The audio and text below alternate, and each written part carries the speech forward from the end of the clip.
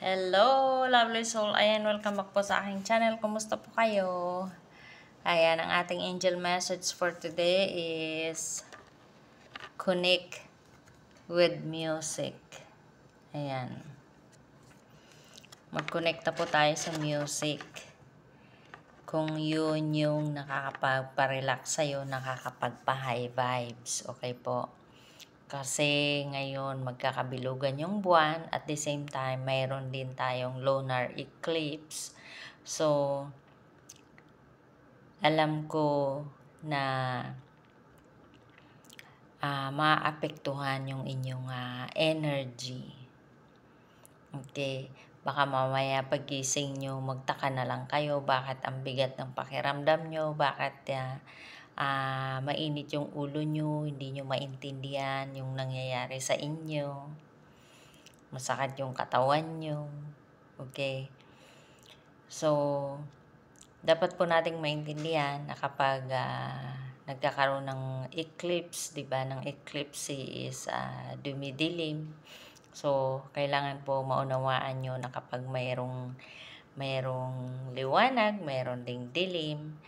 Kapag mayroong ups, mayroong downs, mayroong left, mayroong right, mayroong black, mayroong white, 'di ba?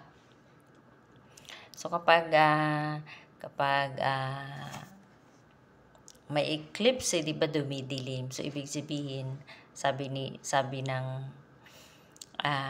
karamihan is nangingibabaw daw yung kadiliman.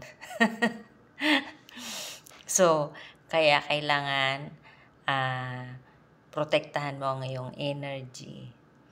Okay po, dahil ikaw ay light bearer, so hindi lang light attracts light yung na-attract mo, kundi dahil lumiliwanag ang iyong ilaw is attracted ka sa kadiliman. Okay? So, kaya huwag kang magtaka kung maraming nangyayaring hindi maganda sa buhay mo. Okay? So, ang kailangan mong gawin is protektahan ang iyong energy. So, ang message nga ng ating guardian angel for today is connect with music. Kung yun yung high vibe sa iyo, gawin mo. Okay po? And pwede mo rin naman gawin yung mag-meditate ka or mag-connect ka rin sa nature. Okay, maganda rin pong pang-ground ng energy yun, o kaya pang-protekta sa energy mo para hindi ka maapektuhan. Okay po? And kung mayroong mga alam mong mate-trigger yung energy mo, is umiwas-iwas ka muna. Okay po, lovely soul? So, yun po ang ating angel message for today. Connect with music. I-ground natin ang ating energy para hindi tayo maapektuhan sa eclipse. Okay? God bless and I love you.